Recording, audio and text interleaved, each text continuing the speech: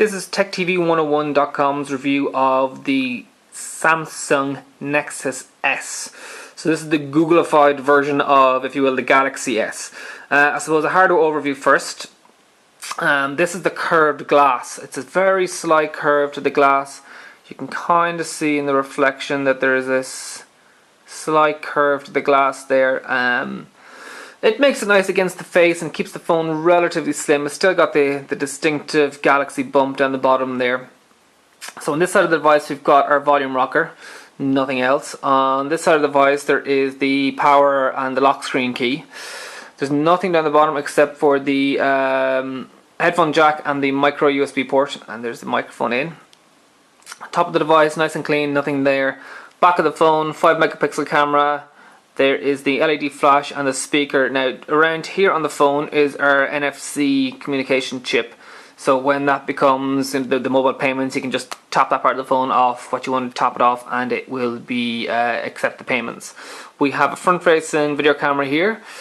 There's no notification LED on this phone for some reason. It's a feature I love on other phones. It tells me if there's an email or message waiting there for me, but for some reason Google decided not to include it on this phone. So if we power up the screen, we can see this is stock, and I'm going to just have been playing with some of the launchers. This is stock Google phone. There's nothing new, there's nothing special. It is running Gingerbread 2.3.3, as you can see there. It's got some of those nice features. You slide down at the top and it gives you that nice bouncy effect. The keyboard is obviously changing this. Everybody has been talking about the keyboard on this phone. So if we tap into our messaging application, which is somewhere here, there we go. So this is the new Google keyboard. So tap to compose. So you've got the new bar for dragging. Hello, and that's can hold down to select the word. And obviously, if there's more words there, then you can use these little selectors to move left and right. Works very well. Personally, I use SwiftKey on my other phone. This is quite like SwiftKey. Not where near as good as Prediction, but it's not bad. It's a nice looking keyboard. It has a nice little haptic tap when you bring it back as well.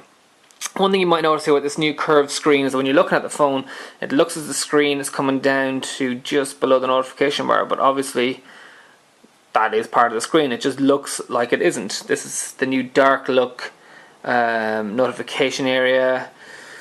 Can shoot that up. The buttons are again a different layout to the Sony Ericsson, and they're a different layout to the HTC devices. This is one of the problems with Android fragmentation, is the buttons are laid out differently. Like on the Sony Ericsson device, that's back, that's home, that's menu, and that's search. But for some reason Google have put search here. Whatever their decision was, I'm not sure. These are nice capacitive touch buttons. I haven't had any problems with those at all.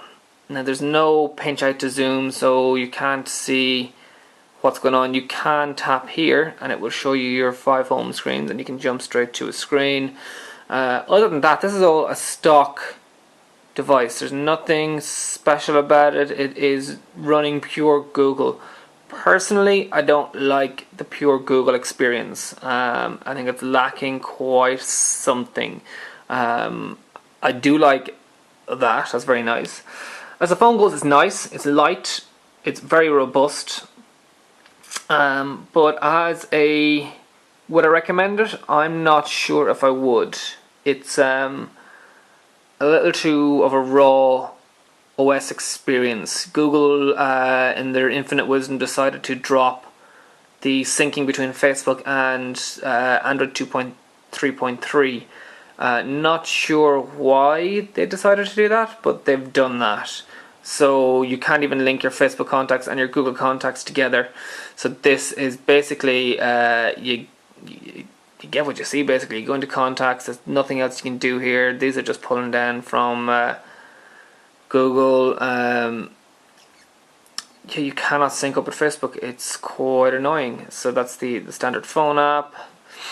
And that is basically the Google Nexus S. The Samsung Nexus S even, it's got a nice, actually I won't connect next to that on Wi-Fi.